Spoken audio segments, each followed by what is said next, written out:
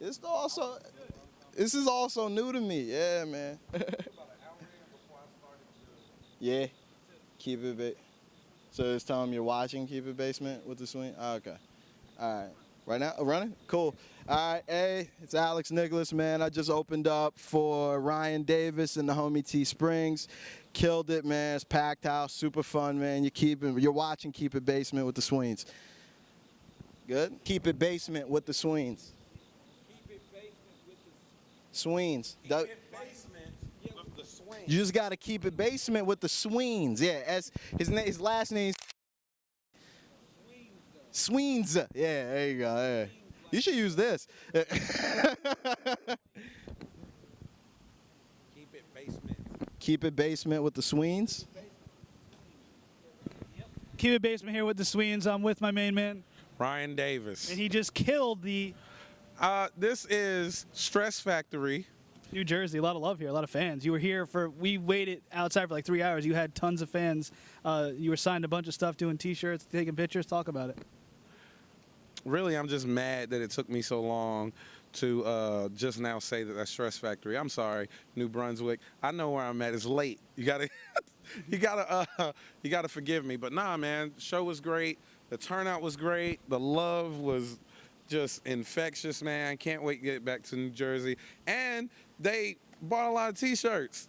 Apparently, you guys love T-shirts here. So I think I'm gonna open up a T-shirt store here in New Jersey. I think that's the next business venture. Bro, I got a question. How are you a vegetarian and a traveling comedian? Oh, easily.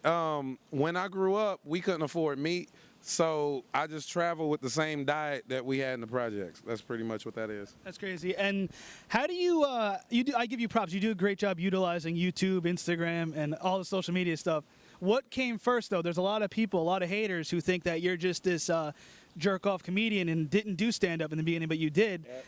Talk about that. They think you're just an overnight sensation online. Everybody thinks that I just popped up out of nowhere, man, but I had been doing stand-up. I've been doing stand-up for years, and I've been making videos for years. It's only overnight whenever, you know, people see you out of nowhere, but people who know me know this has been a 6-year grind, like 6-year heavy grind. So, you know, and I'm happy that people got hip to it. You know, at first, you know, you start out doing it. No one's good in the beginning. That's why the grind is what it is. You know, you got to keep at it until you get good at it, and then everybody sees you. But I'm glad no one saw the bad years. Videos used to be horrible, all right, terrible. And the stand-up wasn't that great either. But, you know, now everything is coming to fruition, man. That's you know, I guess luck is when, you know what I mean, opportunity meets preparation. So that's what it is. What's the biggest show you ever did? I know you did Caroline's in New York City. And who did you work with, like some big names? And what's the best piece of advice you got from a big entertainer like that?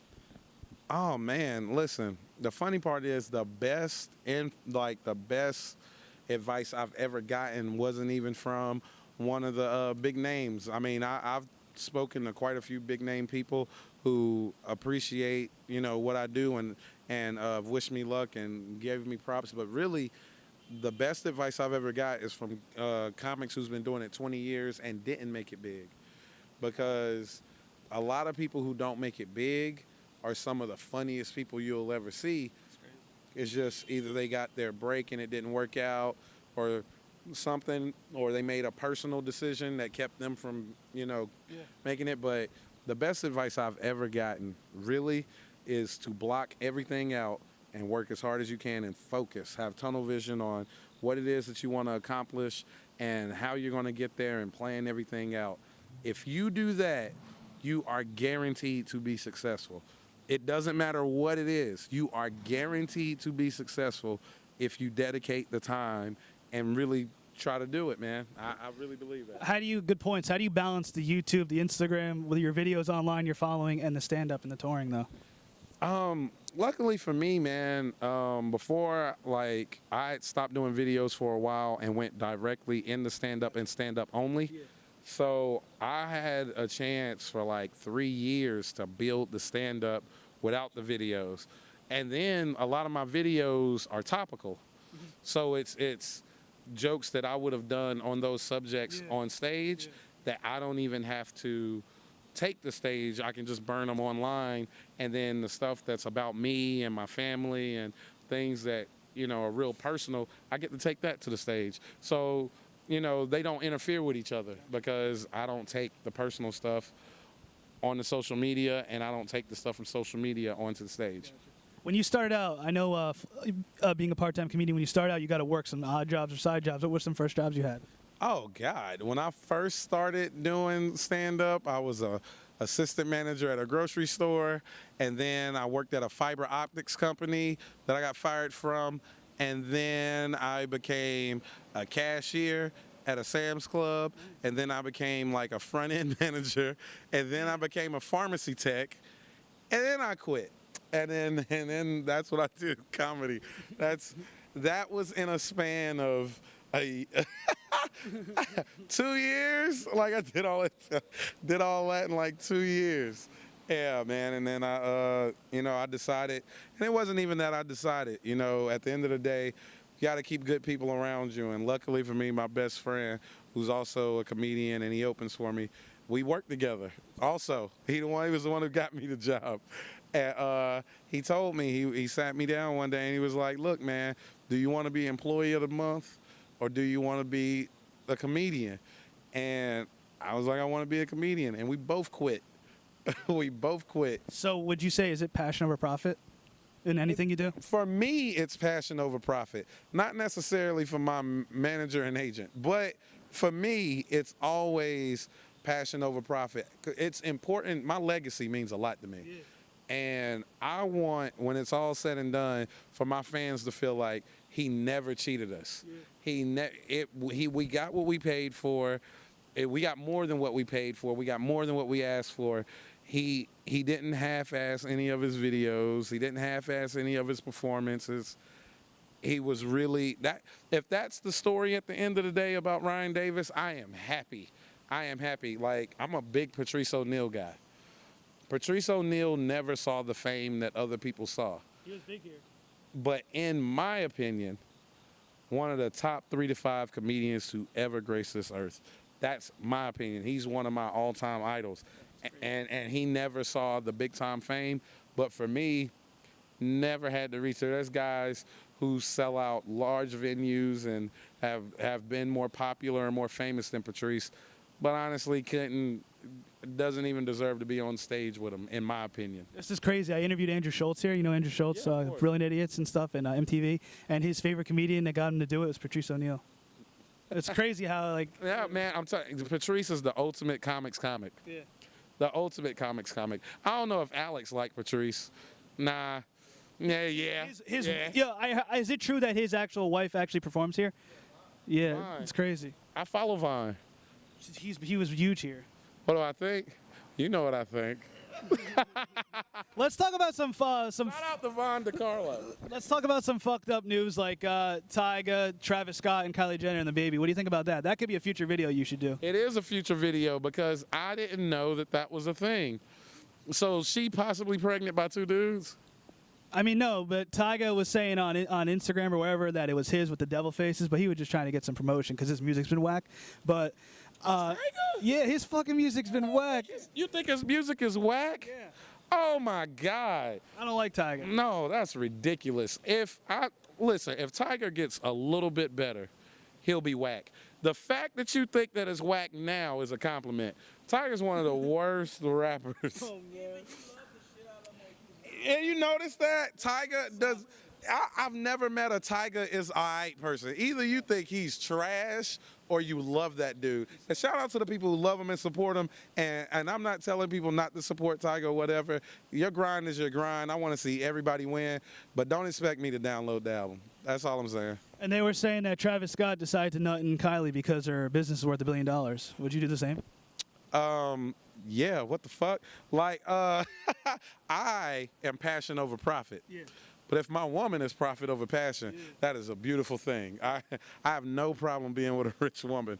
That would make things so much easier for me as an artist if I didn't have to worry about money at all. But nah, man, Travis Scott, it's so funny because he got that It's lit. He on that song with SZA, Love Galore, and one of the lyrics is "Let me come inside you." Yeah, he did that. Yo, that is so funny. That's gonna be an awesome video when I make that. Talking hip hop, who's your top 5? Hip hop top 5 all time or right now? Give me all time. And whatever, and now too if you want. Okay, greatest rappers all time. It's JayZ, Eminem. No 3 stacks. No 3 stacks. You're a Southern guy, right? Definitely 3 stacks. Come on, that's the greatest Southern rapper of all time. waiting. But come on, but I'm trying to hit my areas. Just trying to get, JayZ and M, like as far as content, radio songs. The songs, the songs like when he do like. What is it, like 5 a.m. in Toronto, 6 p.m. in New York? Like those be Dallas. Yeah, and Dallas, like all of those are like incredible, and that's him. Yeah. So, you know what I mean? That's a rapping ass dude. And when it's all said and done, but right now, like it's Drake, Cole. I'm not a big Kendrick guy. Really? I'm not a big Kendrick guy. I thought Big Sean's last album was good. Big Sean can rap his ass off. I'm trying to think like 5 guys now. It's Drake, Wale, Cole. Huh? Fabulous is fire on mixtapes. Fabulous is one of the great. So that's funny when we talk about 5 of all time. He popped in my head. Mixtape Wheezy. That's top 5. That's top 5. Drought 3 Wheezy. Dedication 2 Wheezy. Yeah, that's top 5. But what about now though? Now, I got mad questions. Oh man, YFN Lucci. Yeah.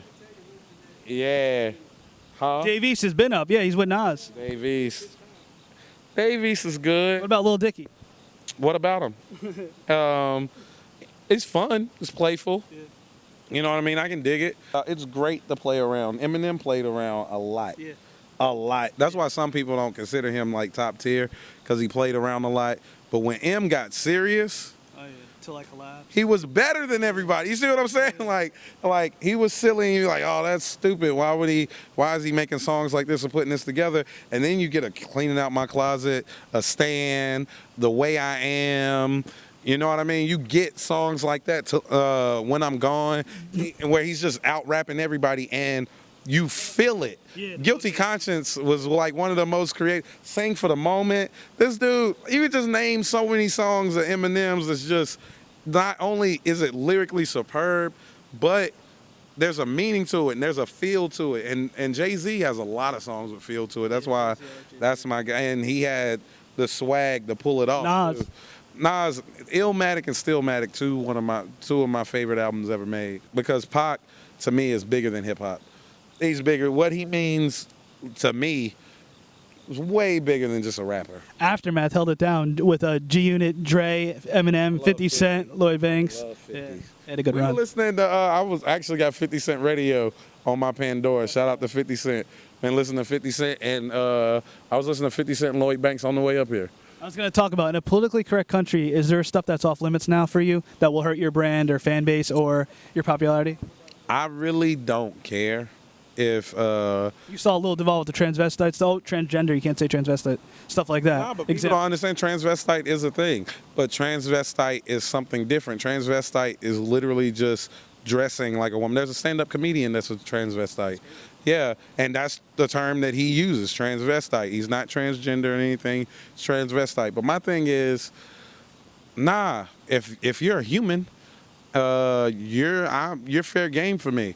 How can you say that because the goal is to be equal, for everybody to be equal. So for us to be equal, you can't say I can talk about this group of people, but I can't talk about this group of people. No, I'm going to talk about everything. I'm going to tell you what's off limits for me. It's talking about someone's children. Yeah, I don't do stuff like that. And I don't do, like, when somebody's going through something like Mary J. Blige was going through divorce and her ex-husband was putting her through stuff. Yeah. So I'll make a video about the person putting the other person through something. But if somebody's actually going through something, and I know my videos go viral, and I could possibly, Wendy Williams now. If I could really hurt somebody, I feel like I can hurt somebody. I won't do that. But that's, you know what I mean? Yeah.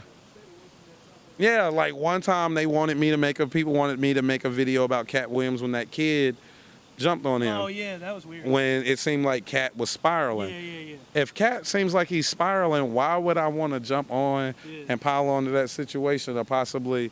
Do you think Donald Trump is good right now for comedy as a president? Because there's so much material. And does it get old though? But this is the thing. I think it's too much material. Yeah, that's why I don't. People ask me to do a video about Donald Trump, but that would be a everyday thing, and I don't want it. Nothing is good every day. I know that the Daily Show, it works for the Daily Show, it works for some other people, but trust me, you can get fatigued hearing the same thing every day, and I just don't want to be that person. And like I told you, the art is more important to me. I like to show my versatility. And if you're doing the same thing all the time, there's nothing versatile about that. And it's easy to be pigeonholed. But say you're doing the news, what's popular? You're talking about the Kardashians or Donald Trump, etc. What do you do that you don't conform, you know? You don't ruin your art. How do you be you, but talk about what's popular because you want to be trending, like something on YouTube, like a trending video about Odell Beckham, stuff like that. How do you still be you at the end of the day? Because you got to have the thing that separates you from everybody else is the fact that you're you. So it has to be your perspective, and you got to look at how other people attack it. If everybody is looking at it this way, right, why not look at it from this perspective or have them come from, like, sometimes I'll challenge myself and make a video from a perspective that's maybe not even mine, just to give people an idea or just to give people an original take. Like it's one video I did that went viral. It was about the Nicki Minaj and Remy Ma beef. Everybody was talking about how amazing Remy Ma's diss track was. And I didn't feel any different. I thought it was amazing. But if that's what everybody's talking about, I'm not wanting to do what everybody else is doing. So instead, I made a video about how possibly Remy Ma didn't even write it, and her husband wrote it, and all of that. Yeah, Pepper's. Yeah. So it was just a different take. Now, do I really think that Remy Ma didn't write it? Nah, man. And to be honest with you, with a lot of my videos that I make, outside, like as soon as I'm done with the video, I'm done with the subject. So I didn't really care if she wrote it a lot. I was glad that she gave us good music. We so starving for good music. I was just glad Remy made that happen for us, man. And I've been a Remy fan forever. I've actually bought a Remy album before. So when people think, oh my God, he's just hating on Remy. Now I'm a fan. I actually support these people. Whenever people see my Odell Beckham Jr. videos, what a lot of people don't know, I have an Odell Beckham Jr. jersey. I support people. But, you know, it's the thing. Sometimes people can't separate art from reality or comedy from their feelings. And that's not my problem. So, and it's good to have different perspectives. Like, for instance, how about the NFL shit? Like, I was thinking maybe Donald Trump is working with Goodell to get ratings back, so he's tweeting about the NFL. Or there's something else going on in North Korea he's not telling us, so he's going to divert his attention. You know what I'm saying? Like, examples like that. As a person of comedy, you think of different shit. Well, what's going on in Puerto Rico is really a shame. And the fact that nothing is being said about it is ridiculous. So, anything, like, it's so hard with Trump because when something happens that's ridiculous, you don't know if it's a distraction or if that dude is just like that. But to be the president of a country and things are going on that are really, really, really, really messed up and important, and you choose to talk about football and Steph Curry, who cares if Steph Curry doesn't come to the White House if you're the president? I couldn't even imagine being the president of this country and an athlete says, I don't want to meet him. I'm like, motherfucker, I don't want to meet you either. That's the only thing. It's like, you coming to my house. Like, nah, bro, I'm the most powerful man in the free world, and you don't want to come see me? I don't care. Why? Because you play basketball? That would be my mindset. But that's not his mindset. His mindset is, I have to be bigger. I got to win every argument. I got to be, you know what I mean? It's a real narcissistic, yeah. Like, I think, something might be wrong with him mentally. Like, seriously, I'm really concerned. I'm really concerned. Now, on a deeper but lighter note, does comedy save lives? Comedy does save lives. I've literally had people message me and tell me that watching my videos kept them from committing suicide, or kept them from relapsing on heroin. It, like, the stories that I get, man, and I'm telling you, nothing motivates me more than, because then I feel like I found my purpose. Yeah. When you can save a life with the content that you create, man, at that point, it really, I feel like I've done something in this world. Yeah. You know what I mean? I've done something more than just, it's legacy, exactly. I'm more than a class clown. You know what I mean? I was going to say on a part 2 of that question, do you ever feel like you weren't shit at one point where you didn't have a creative bone in your body and you were like down in your art, and then you thought about, wait, that person who wanted to commit suicide and I helped them save their life, I'm back in the game? Creative. You know what I mean? You ever have like a downfall, or you're like feeling like shit, you're not feeling into it, and you're out of it? Nah, there's plenty of times as a comic you want to quit, because being a comic is not an exciting life. Listen, a lot of people think it is, and it's like, because once you start making it, they see like sold out shows and the money you make or whatever. But a comic's life is lonely. I bring my best friend, my brother, and everything just to combat the loneliness that can happen. I was a road comic before I became a headliner and was selling out shows and could afford to bring anybody, where it was just, I just had to do it dolo. And you're in these cities that you've never been to, rundown hotels, you know what I mean? You're scared to sleep in the bed. A lot of love tonight. Yeah, oh God. See this right here? Yeah. This right here, once you get here, it changes. But some people can't even, look, Robin Williams. Yeah. Robin Williams, like, multiple Oscar nominated, has won all kinds of, did he win an Oscar? Yeah, I think so. Yeah. Who passed away over here? I forgot. Yeah, it's crazy right there. He was doing the Stress Factory. Greg Giraldo, the greatest roaster Comedy Central has ever had. Anybody who says differently is a hater. Comedy is subjective, and everybody has their own style, and everybody likes their own things. I don't give a shit. Greg Giraldo was the funniest. Keys to success. Keys to success. 1, be professional, be on time, treat people professionally, make sure you do everything in your power not to sabotage yourself. 2, work as hard as you possibly can, because at the end of the day, you don't want to end up being at the end and being like, dag, I could have done my best. You know what I mean? And 3rd and most importantly, stay humble. People say that all the time and you don't really understand what that means. Keep it basement. Keep it basement. Listen, with the Sweens.